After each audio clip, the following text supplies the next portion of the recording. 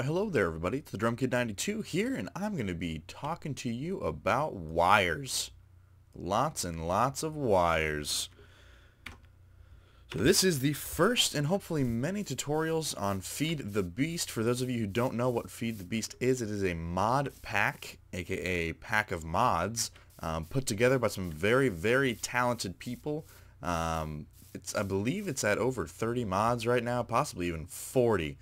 So it is pretty crazy, adds a whole lot to the game. It's free to download, free to play, and I really recommend you try it out. But here we go, so on to wires. So hopefully my objective here today is to hopefully help you pick the right wire for all of your contraptions and all of your setups that you have for all your power and everything. So we're going to start with the basic super low, ultra low current cable.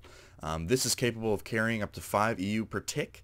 A tick is basically it's a measurement of time that the mod uses for electricity transfer. So it's 5 EUs, which is electric units per tick. 1 EU every 40 blocks is what it loses. So this is very, very useful for powering low voltage things or taking power from very low voltage things over great distances, because you lose very little EU over time. So you can see here we have about 10, I do believe, right there. So you'd only be losing about a fourth of an EU by putting something at the end there, as opposed to having it directly on whatever power source it is. Here I've got these all hooked up to MFEs. We're going to put solar panels on all these and compare how they perform. Then we've got copper cable. This is capable of actually carrying up to 32 EU per tick, so not bad. That's low voltage. That's pretty standard. The uninsulated copper cable does lose 1 EU every 3 blocks, though, so that's a pretty high loss rate. And then we've got the insulated copper cable, which is capable of handling the same amount per tick, but it only loses 1 EU per 5 blocks.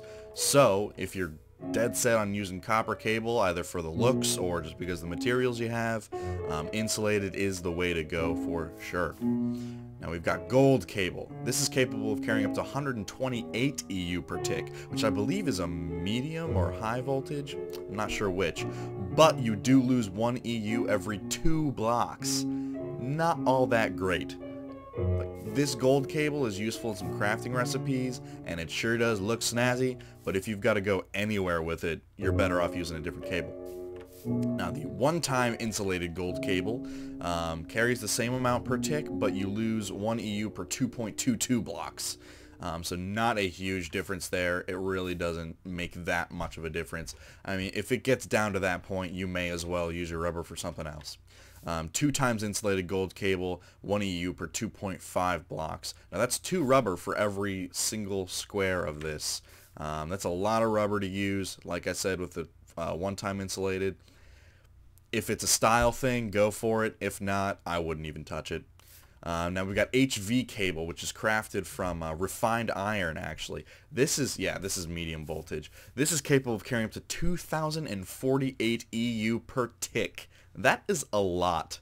That is a lot of power. That's crazy. But downside, it loses 1 EU every block. When you're talking about 2,048 EU per tick, 1 EU per block is not a whole lot, but it can make or break some contraptions, so bear that in mind. Now the one-time insulated carries the same, but you lose 1 EU every 1.05 blocks, so barely a difference between the two. I mean, we're talking, if you have like 50 blocks you're traveling, it'll make a difference, but other than that, it's not much. You got 2 times insulated, which is every 1.11 blocks. Again, not much of a difference. And then 4 times is 1.25 blocks. It loses an EU. So these, pretty big loss rate, but crazy high carry capacity. Like, that's very, very nice. I typically use 2 times insulated HV cable out of a bat box or an MFE running to my machines, and then I typically have some sort of a setup with some solar arrays and something with a little bit nicer cable. Then we've got glass fiber cable, capable of carrying up to 512 EU per tick. and that's 1 EU every 40 blocks of loss. So that is the same as the low current cable in terms of loss, but it carries much, much more, and you do actually need 2 diamonds in order to craft, I think it's either 8 or 16 of those.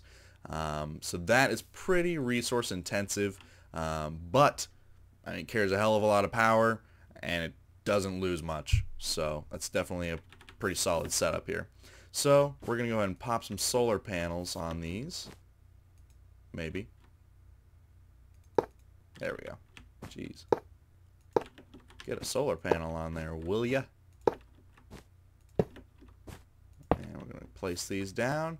And we're going to compare each MFE to see how they're all doing. Alrighty. So what do we got here? Alright, so this one's charging, albeit very slowly. I mean, we are just using regular solar panels. Copper, not charging. The power from a single solar panel is not enough to carry it through all of the blocks. Same with the insulated. So even every 5 blocks, it's still not putting out enough EU per tick to countermand that. Same with the gold and the insulated golds and the HV and all the insulated HVs. Nothing. So the only thing that can carry the power from a solar panel any distance is going to be glass fiber cable or low current. And I'm guessing you're going to want to use low current because solar panels do not output a whole lot of power. That'd be kind of a waste. So let's put on a medium solar array and see what happens to all these different guys. So low voltage. Oh, it burned up. You know what that means? It means that 5 EU per tick limit that it has is not enough to handle the low voltage solar array. So we're going to check all these other ones and see if they're good enough to carry the power 10 blocks. I have a feeling they probably will be, but we'll make sure. Alright, so the glass fiber charging at a pretty good rate as we expected. 4 times insulated is doing it. 2 times insulated just ain't gonna cut it. So neither are those. Let's try the gold. Gold is doing it. Double insulated. Single insulated is doing it. And non-insulated is doing it, albeit losing a whole lot of power in the process. Insulated copper's handling it, and so's copper. So it looks like the only ones capable of not carrying the low voltage solar arrays are going to be your HV cables. So bear that in mind when creating your masterpieces. We're going to pop on a medium voltage and see what happens here.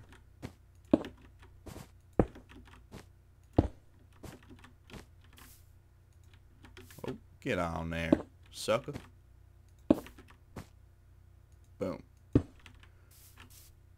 And the copper cables couldn't quite cut it. They just could not handle the awesome. Alright, so gold definitely. I do believe all those will be good. The HV is transferring.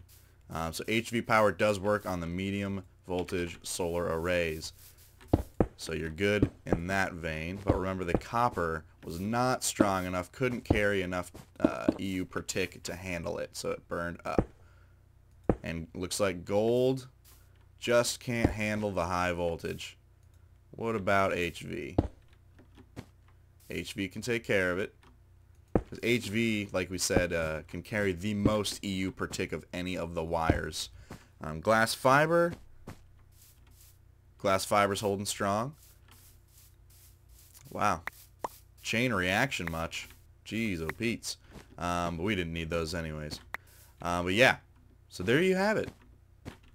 The high voltage solar arrays can only be carried by the HV or the glass fiber, and then the gold cable can't quite handle the high voltage. Copper cable can't quite handle the medium voltage, and then that tin can't even handle the low voltage solar arrays. So be careful when you're crafting those low voltage ones, because you will burn up a lot of materials that way.